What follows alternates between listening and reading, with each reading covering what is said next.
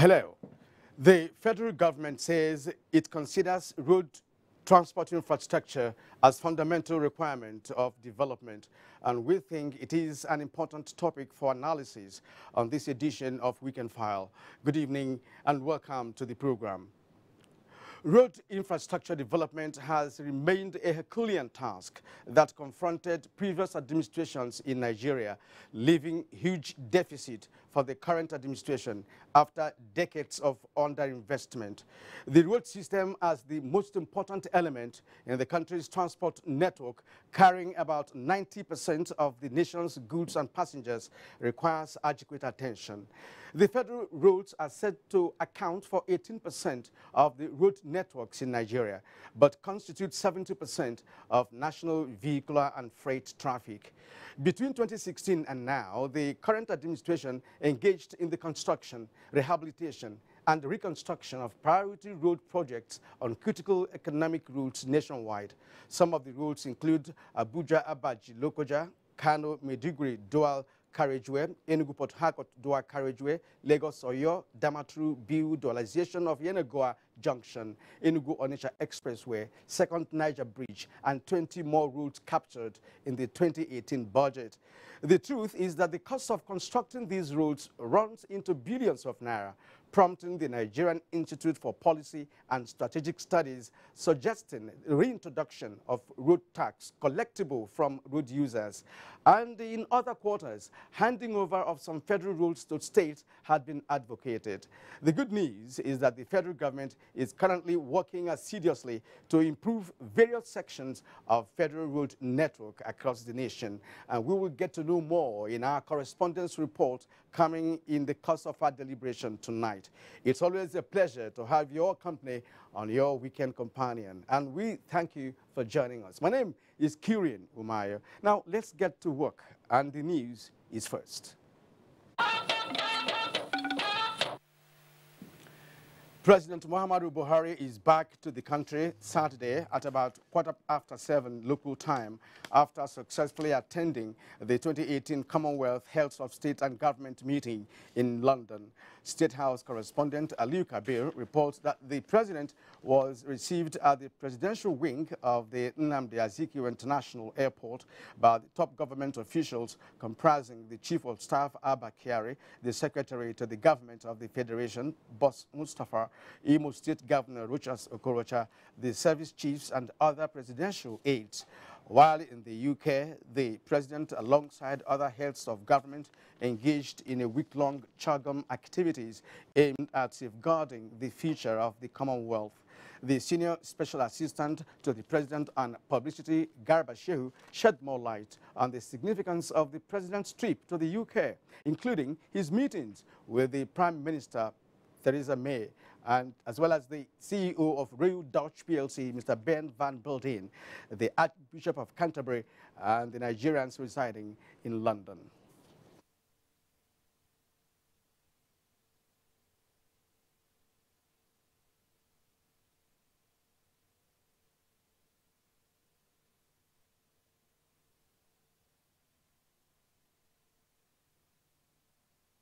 A lot has been achieved in this direction. The president also had bilateral engagement with the Prime Minister of the United Kingdom. This would otherwise have taken a state visit to achieve this kind of engagement.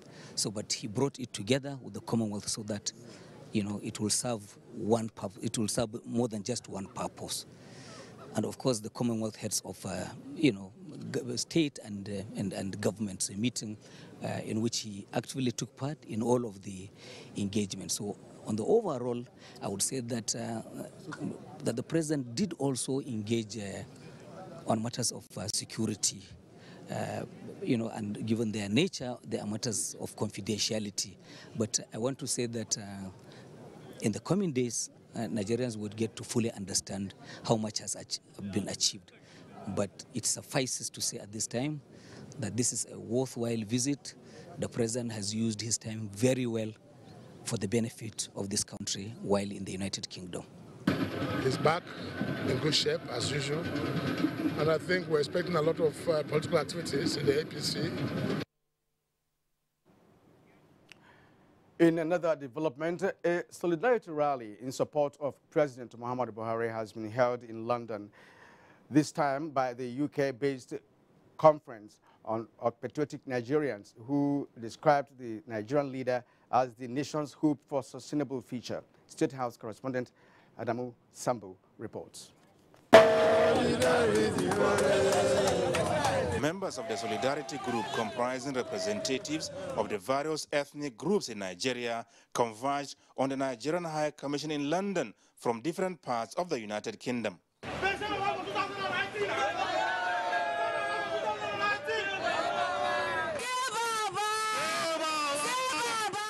Led by Muhammad Hamisu Sharifai, the group members expressed worry over what they called unsubstantiated criticisms of President Muhammadu Buhari and the governing APC, describing them as unpatriotic and diversionary.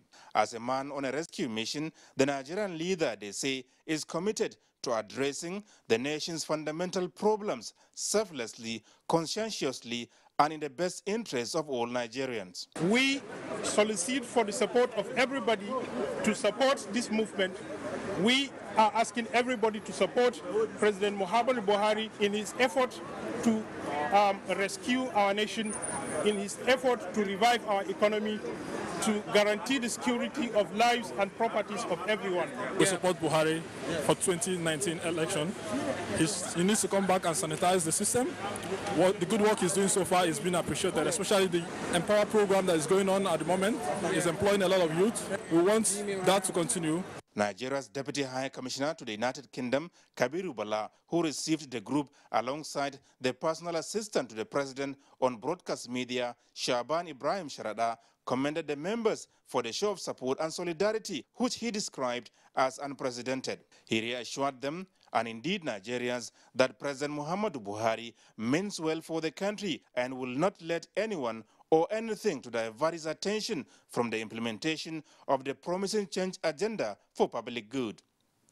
From London, Adamu Sambu, NTA News.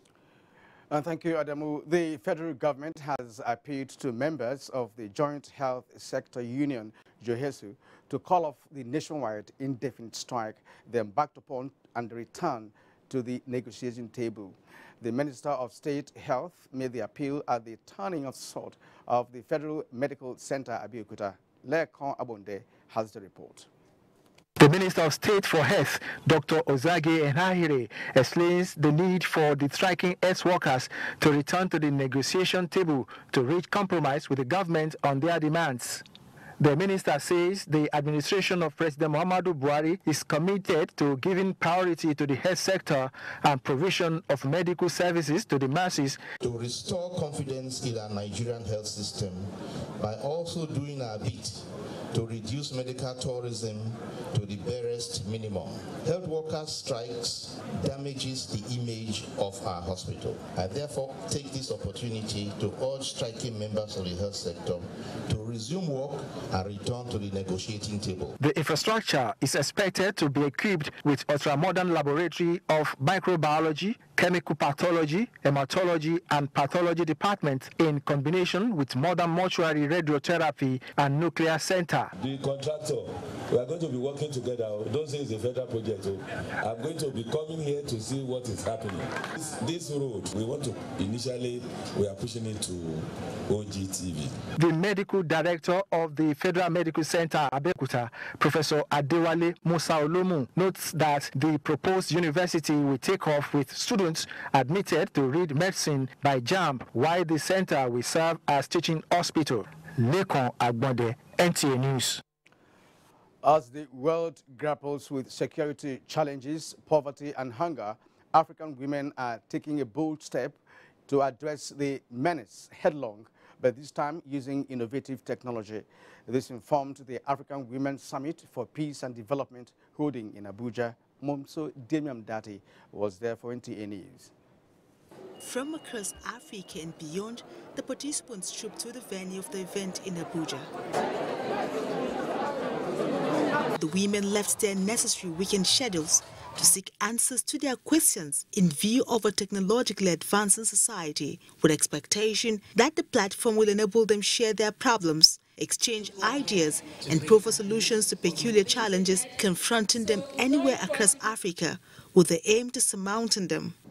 Except we, the women, do something about it, the next generation will not move forward, and then our countries will not develop. Nations must locate and develop the next generation of capable, innovative leaders and create new plans and programs which will develop. Until the day that we redefine leadership so that the men and women who occupy positions of leadership know that it is a privilege and an honor to serve, Africa will never realize their potential. The summit is at the instance of a coalition of young, talented minds from the continent determined to solving Africa's development challenges using innovative technology. Women need to be galvanized, not just galvanized for politics and election, but galvanized to lend their voice to sustainable development in Africa. We're in an era where humanity has been brought down to the worst of levels. So humanitarian support is most important. First hurdle we have to overcome is levels of education that enable women to be able to use that technology. It will change the narrative of women generally in all the clusters. Ending hunger, poverty, and encouraging girl-child education across Africa is the focus of the coalition. Momsa Damien Dati, NTA News. Discovering talents through dedication and passion to give out the best to the society has paved way for 81 youths in the first batch of Delta State Skills Training and Entrepreneurship Program, STEP. The State Governor, Ifeanyi Okowa, said this while flagging off distribution of starter packs in the 2017-2018 Job Creation Program. Ngozi Imokede reports. The Delta State government has continued to pull unemployed youths off the streets through its job creation office. The beneficiaries are the first batch of Brown Step trainees.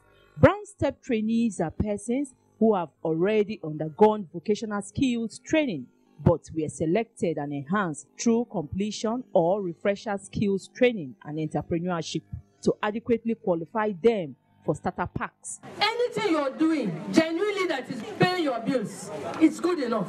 That is to tell us that there are still people who are genuinely Nigerians that want this Nigerian to grow.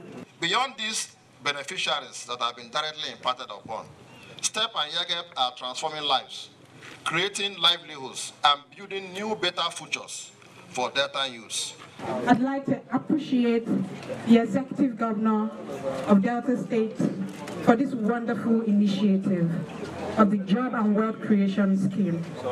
The Brown Step category has 209 beneficiaries out of total of 582 STEP trainees.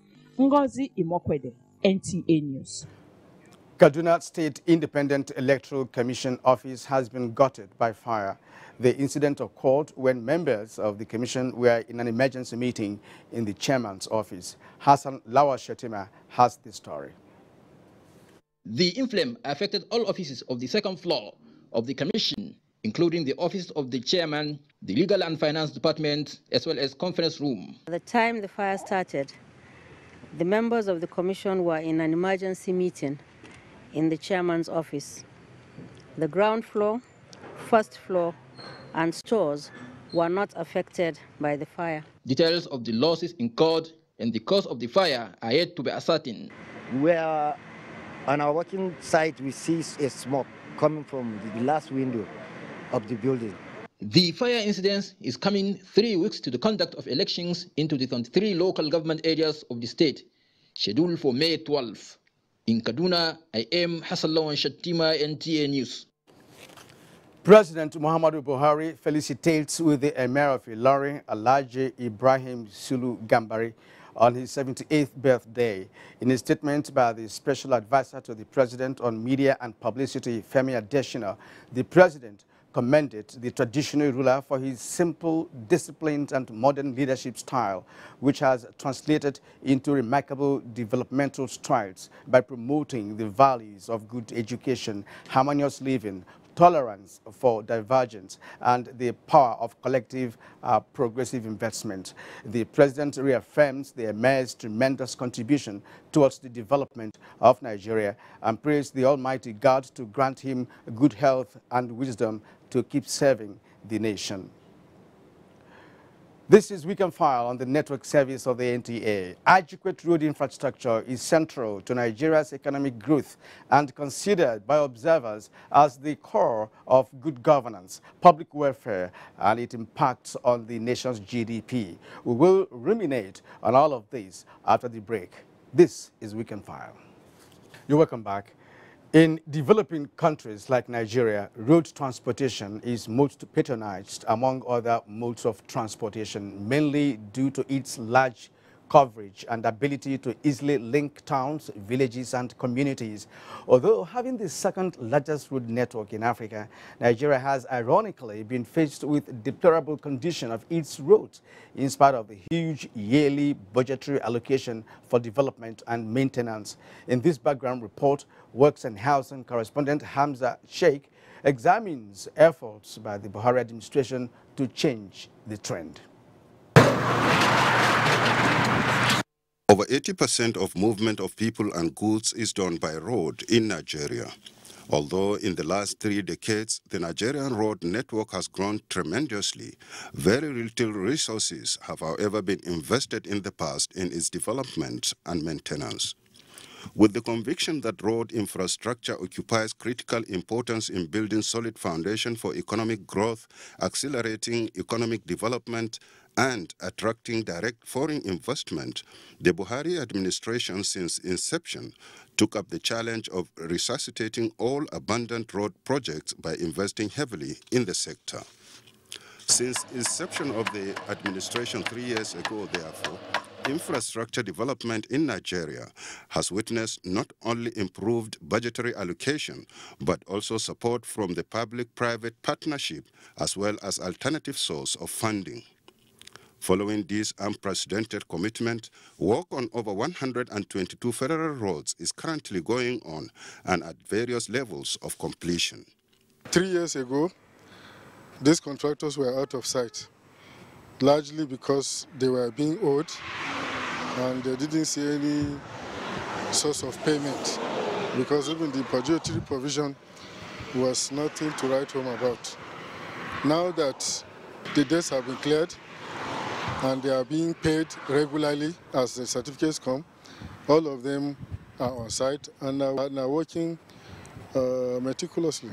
In the last 3 years, therefore, not only geopolitical zones, but also every state of the Federation is witnessing progressive activity in the road sector.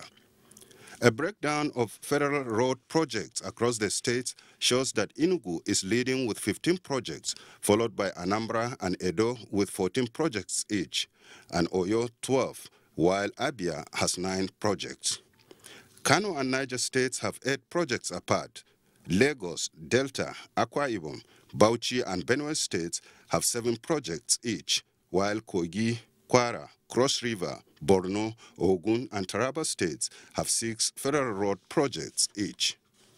Kano, Bayelsa, Adamawa, Yobe, Gombe, Katsina, Plateau, and Sokoto states have the list with between 1 and 5 projects.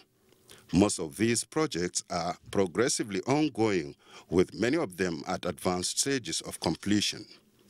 This road, we never seen this type of road before. We enjoy the road as they go, and they're fast, well. But they know rest.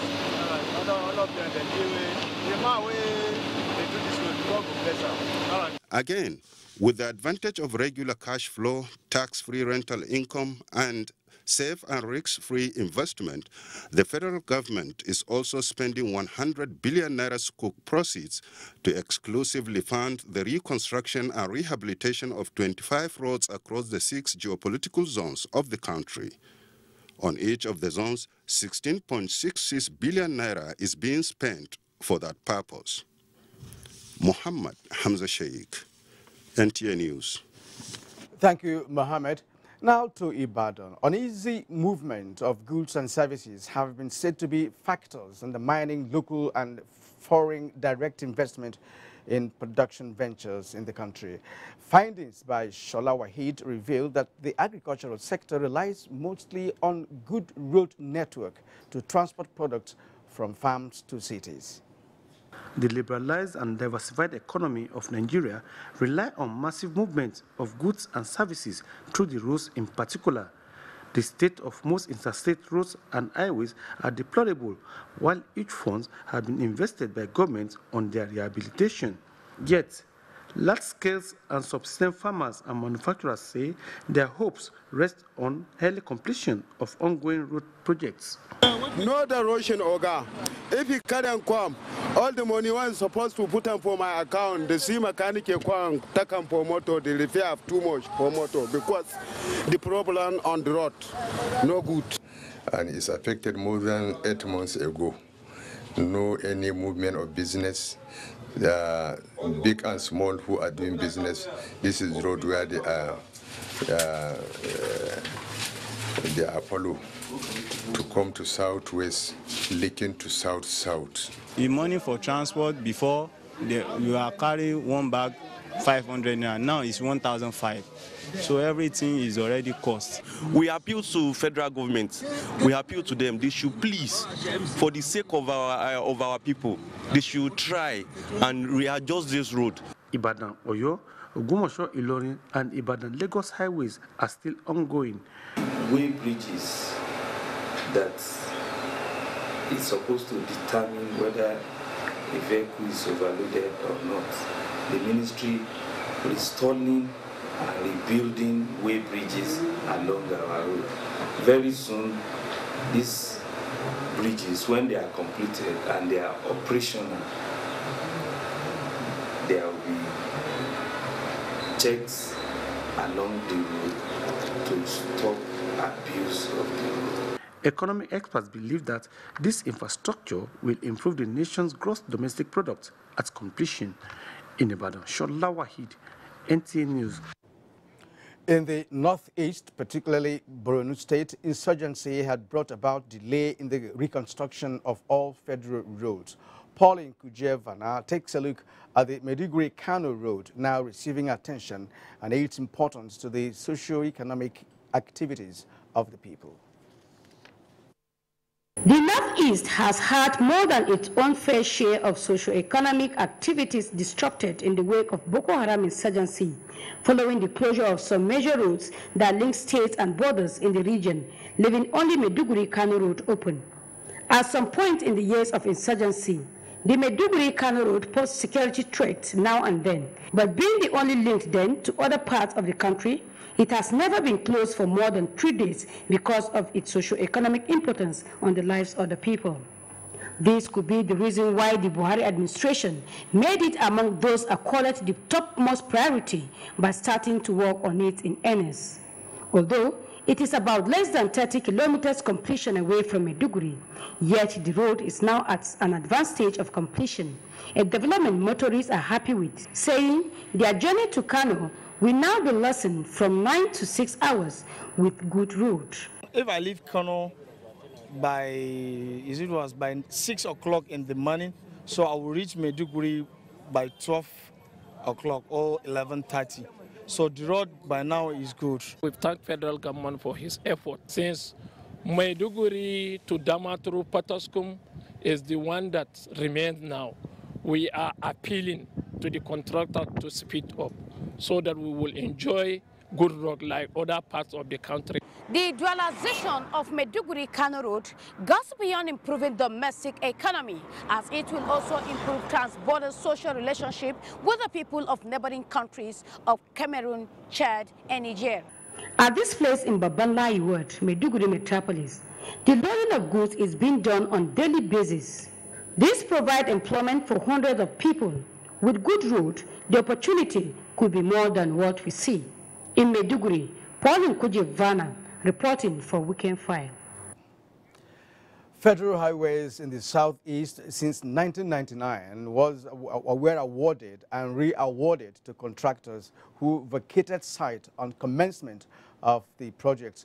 The key players in road infrastructure laud the efforts of the present administration in the turnaround of federal highways in the zone. Let's hear from Chiagono Aro. Before now, dating back to 1999, federal highways in the southeast could best be described as death traps. With the intervention of the present administration in road infrastructure, which had 100 billion naira disbursed to the 6 geopolitical zones of the country, the Southeast Zone, through the Federal Ministry of Power, Works and Housing, got 16.66 billion naira of Sukuk Fund of 2017. The result is a new Enugu-Onitsha expressway of 109 kilometers to Onitsha Head Bridge.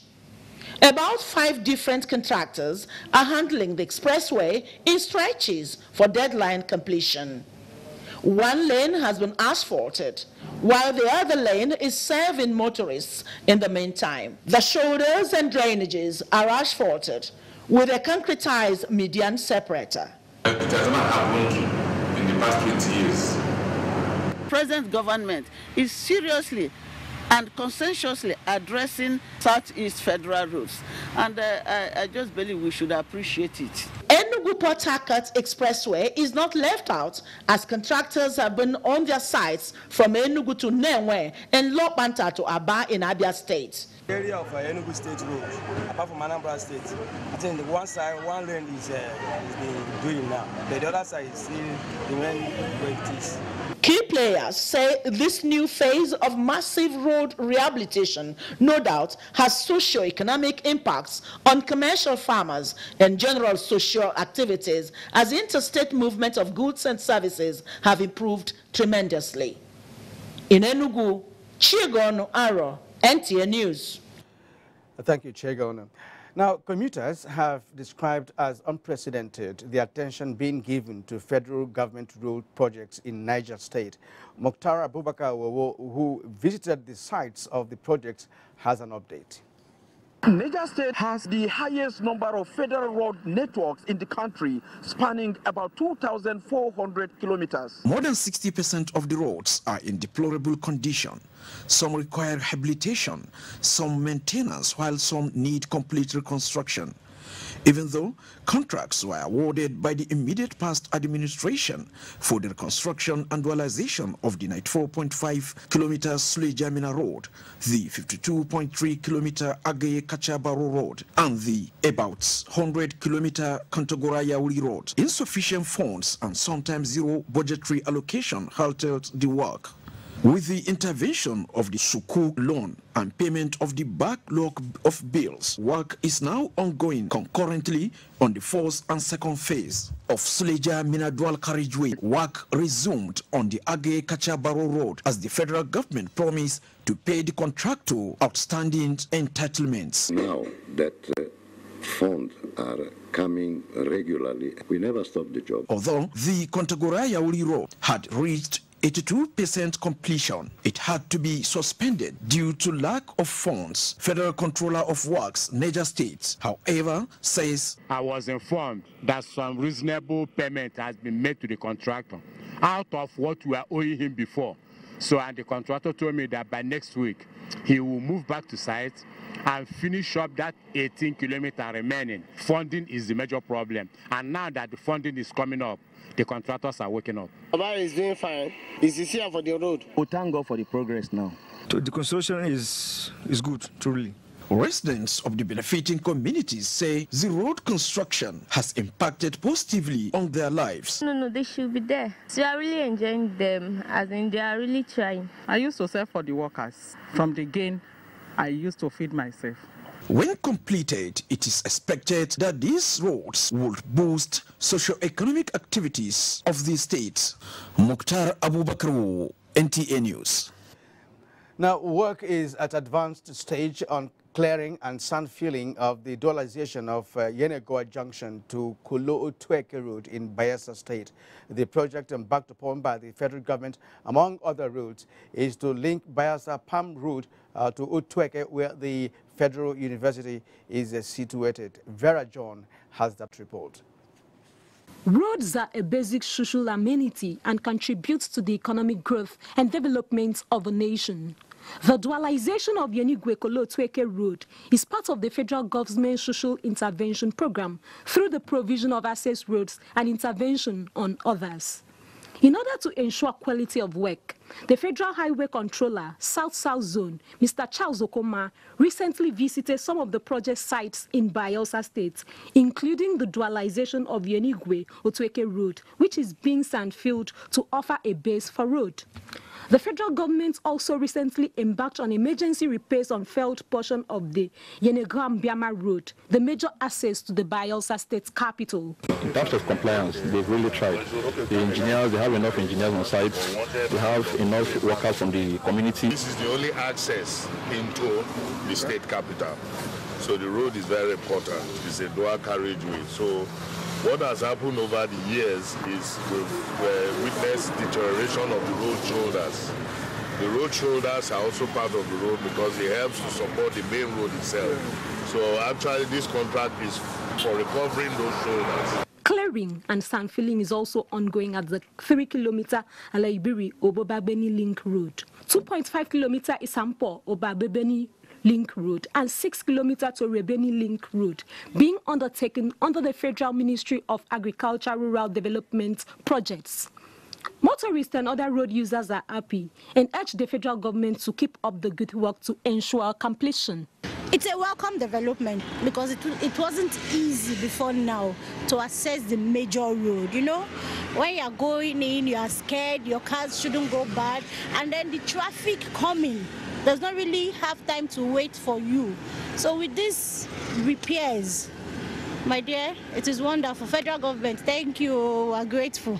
Formerly it was very rough and there is no way we can pass by, but now I can see bigger changes. Now people can drive out or drive in safely. The road is good now. I really appreciate the federal government. In Yenegoa, Veira John, NTA News. Rehabilitation work has resumed in earnest in over 300-kilometer Sokoto-Jega-Yauri Road, linking Kontagora in Niger State. Abdurrahman Usman Jibrila has an update on the project. The major federal roads that links Sokoto, Kebbi, Zamfara and Niger states were abandoned for many years until between 2011 and 2013 when the past administration awarded the contract for the total construction and rehabilitation of some affected roads. In August 2016, the present administration re-awarded the contract of the over 300-kilometer Sokoto-Jega-Kontagora road and mobilized the contractor back to site. So far, the 126-kilometer Sokoto-Jega road has been completed, while work on the portion of Jega-Yauri-Kontagora has now resumed in earnest. Work is going on at the Keri Bridge, and there is work now at the Jega-Birni-Yauri road. Another development, if you see, there is this land rent taking place along this Channel 127. Which is a remarkable achievement. Nuratanko Akili from Birnin Kebbi reports that with the resumption of work, the project is expected to be completed before the end of the year. As at the time NTA News visited the site, heavy-duty machines were seen busy executing the project to the delight of the road users. Similarly, from Gusau, Zamfara State, Jamilu Ibrahim reports that all the 9 federal roads which cut across all the 3 senatorial zones neighboring Sokoto, Kebbi, Katsina and Kaduna states are receiving attention, with some of them, notably the 50-kilometer Akitakwas Gumi Sokoto border road, 68-kilometer Auranamuda Jibia road already completed and commissioned. Zamfara State Commissioner of Works Moaz Ronaldo said the state government will continue to partner with the federal government towards the rehabilitation of federal roads in the state. The current road projects within Sokoto, Kebbi and Zamfara State axis, if completed, will facilitate not only interstate transportation but strengthen economic activities between Nigeria, Niger Republic, Benin and other neighboring countries. In Sokoto, Abraham Usman Jibrila, NTA News. Now, going by reports from our correspondents, there are indications that the federal government is indeed taking giant strides to promote good road network across the country. And our interview segment is next on Weekend File, but that will be after the break. We promised and we're delivering. This is the second winner of the ticket to Russia.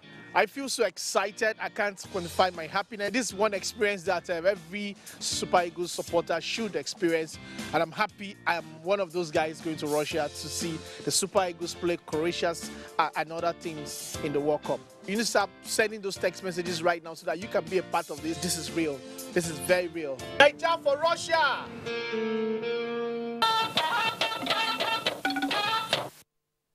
And joining me now to shed more light on matters arising from the road infrastructure development in Nigeria is a consultant with defunct Petroleum Trust Fund, PTF, Engineer Nora Khalil. You're welcome, sir, to Weekend File. Thank you. Good evening. And of what strategic importance are roads to a developing country like Nigeria? Well, roads promote socio-economic activities. It facilitates the movement of goods and services to and from the hinterland and the riverine areas and the seaports. Raw materials are also conveyed to factories, and on the social end, there are movements for family reunions and for it facilitates also conveyance of patients, to hospitals. But the major thing is the economic activities of moving raw materials, agricultural products to where they are needed, and the movements of goods from ports, spare parts, and the rest of them to the hinterland in the country. Now, there appears to be a renewed figure by the federal government on roads development. What could be the reason for this? Well, you see, there are increased activities, especially in the agricultural sector. With the ANCO program and the banning of importation of rice, there's a lot of agricultural, activities in virtually all the nooks and crannies of Nigeria. And the roads are required, to move some of these products from one point to the other. For example, movement of beans, rice, and the rest, to the southern part of the country, and then also movement of fertilizer and the rest of them that comes in from Port Harcourt, to the hinterland. So I think more it is the increased agricultural activities and by extension, economic activities that have been generated by these agricultural activities that has spurred, government to place more emphasis, on road construction. Now, let's talk about quality of roads being constructed in the country against the backdrop of the fact that the authorities of the Ministry of Works and Housing had said that the state controllers of highways in different states of the Federation should now be held responsible in the case of any bad job or poor quality construction. So are you satisfied with the quality of what's being done so far? Well, you see, the problem of failure of roads is squarely on, bad supervision of the construction activity itself. For example, when you are constructing roads, particularly since most of the roads are not new construction, they are rehabilitation or reconstruction of existing roads, the problem, comes from the compaction, of the material that is being laid, to support the asphalt and overlays that are going to be made. For example, if you are laying, your sub-base and base courses, and you do not use, certain implements. For example, you need ship-put rollers, to compact, the materials properly, and then you follow with a normal steel drum, compacting machine to do that. The ship-foot rollers, acts like a key, to the compaction of the material, and then there is a certain, level of compaction that has to be achieved, and then, if that is faulty, especially at the base and particularly at the base course layer, there's bound to be failure, after the asphalt, has been laid. And then, if it is a failure on the asphalt itself, sometimes contractors, transport asphalt from very far distances. In some cases, 150, 200 kilometers. So by the time, they deliver the asphalt for laying, the asphalt has become cold because there's a particular temperature which the asphalt, has to be laid.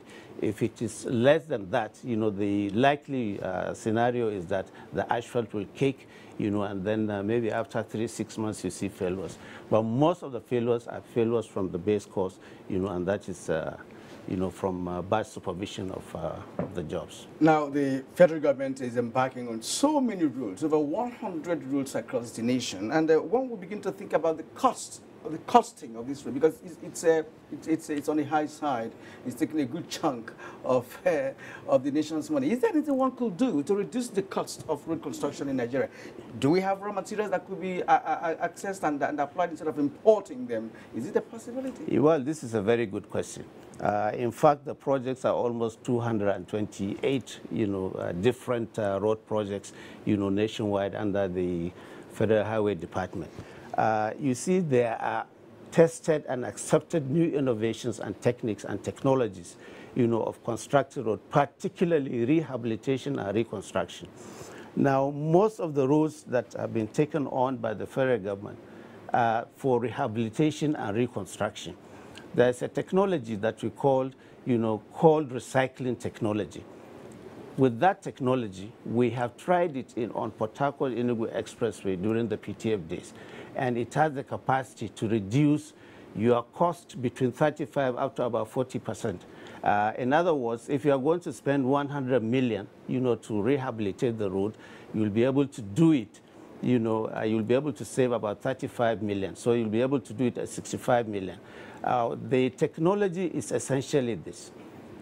You have a technique where the road, if there is a failure on the road, and you are reconstructing, you scarify the road, and then a machine behind the scarifying machine, will pulverize the scarified asphalt, and the stone base, or the if it is laterite base, it pulverizes it, and then you inject, cement slurry or bitumen, to the pulverized material, and the machine will automatically relay that pulverized material and recompact. And when you recompact that surface, the CBR is almost 95 to 100%. In other words, it's almost like a stone.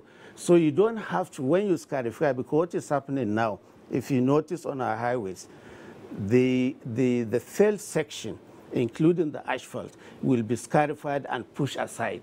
It must have cost government 20 to 30 million, to put in those materials per kilometer, about 20 to 30 million naira, and then you are pushing it away and not using it.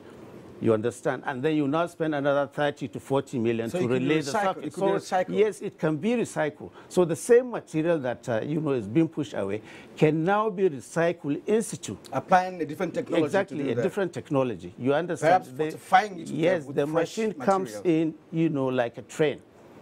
You have the machine that will put the blades to cut the road surface, and then you pulverize it. It's like the way you grind, maize or tomatoes. You put it in a grinding machine, and then it grinds it. Now, this machine that comes behind the scarifying machine will grind or pulverize the whole materials. Now, in order to give it a binding effect, you inject cement slurry at a very high speed. So you are more or less like preparing a concrete surface. You understand? Depending upon the laboratory investigation that has been carried out, the laboratory investigation will suggest you or will show you whether you need to do bitumen, binding material, or you use cement slurry. Now, of all these materials, which ones are available in Nigeria, the ones that could be sourced in Nigeria, for all these bitumen and all of that that are used in road construction? Well, the cement is 100% available in the country because we're almost self-reliant on cement. But we have been importing bitumen since 1995. As you know, it is only Kaduna Refinery, that has the capacity to produce, bitumen, because they are using, they're using crude that is brought from, other countries, not the Nigerian crude. So it is only Kaduna Refinery that produces bitumen. And it has not been producing since 1995. Because I remember at that time when we were having, when we started the rehabilitation program of the PTF, we were getting like 10 to 15 trucks of bitumen, when our requirement was probably more than 100 trucks per day. So that's import. Yes. So a position paper was made to government, giving them the cost-benefit analysis of importing or relying on Kaduna refinery, which will never ever produce, our requirement. And government allowed the importation of bitumen, and I think that has been subsisting up to now. Now, state governments are key players when it comes to even state and federal roads. What should be their role? Because people are advocating to hand over some of the federal roads to state governments for development and maintenance, while others are, especially the Nigerian Institute for Peace and Strategic Studies, Policy and Strategic Studies, is also saying that there could be reintroduction of road tax that are collectible from road users. So what do you make of this? The state governments, their role, should some roads be handed over to them, or what? No, I think because of paucity of funds, and competing areas of requirements, coming in of state government is really good, but not taking over these roads, because you have to have one single organization, that is a regulatory agency and also providing, the required specifications for roads. Some states, they are better positioned. In fact, all states are better positioned, to come in immediately as an intervention agency or an intervention agent, you understand, to rehabilitate some of the federal roads, that go through their states. For example, in Sokoto State, Sokoto State government took responsibility of rehabilitating the road from Sokoto to Ilela.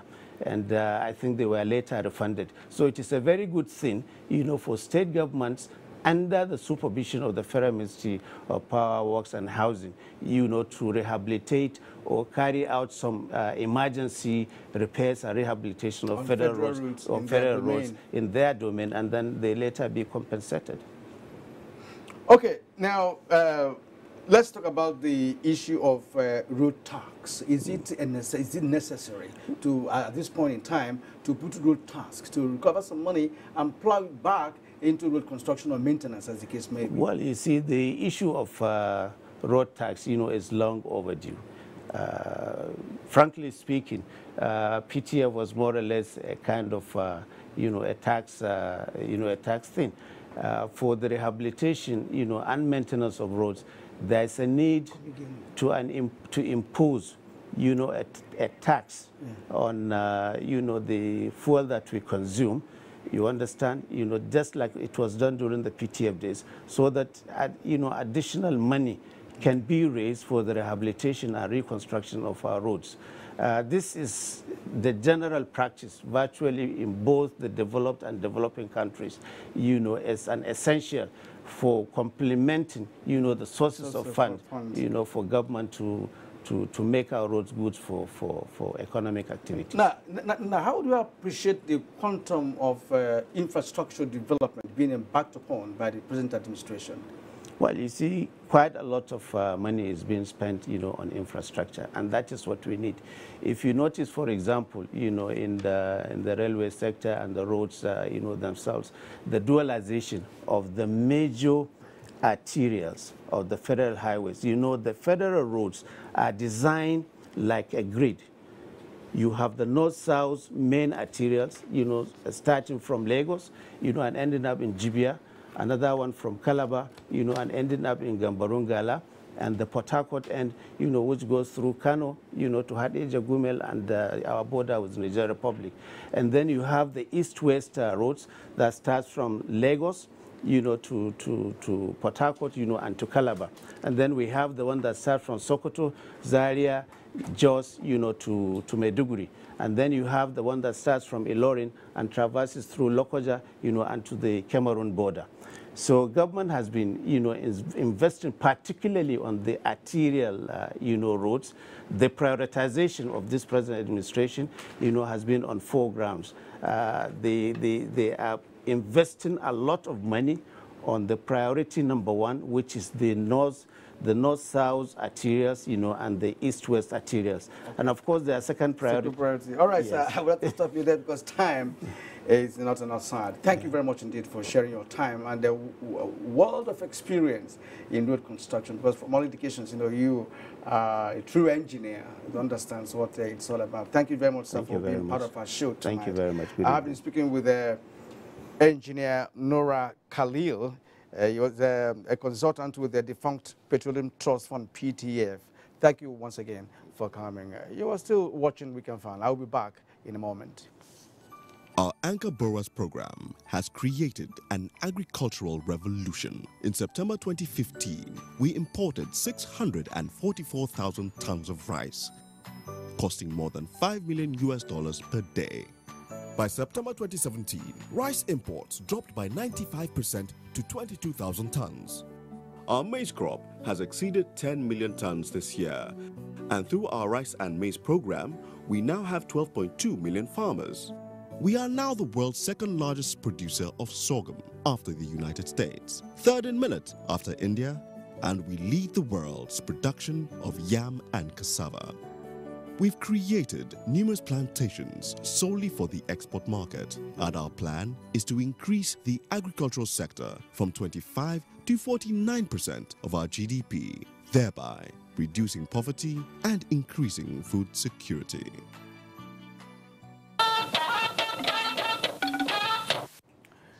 Now, the third African Drum Festival held to preserve the importance of musical instruments whose enchanting rhythms serve diverse purposes in the traditional African culture has ended in Abuja, the Ogun State capital. The festival, which attracted participants from within and outside the country, serves as a vehicle to promote the rich cultural heritage of Africans and to invigorate the strides of government in tourism and development in Nigeria. The closing ceremony featured display of colorful and creative attires depicting various traditional descents in Nigeria and other African countries.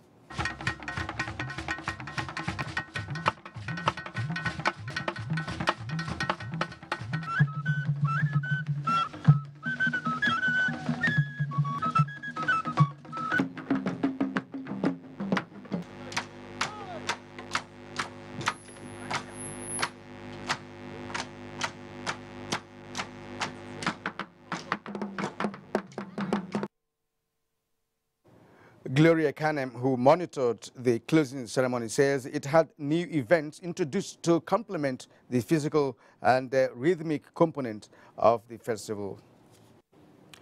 And that concludes our show tonight. We thank you for being part of it, and let's do it again next week. From all of us here, is good night.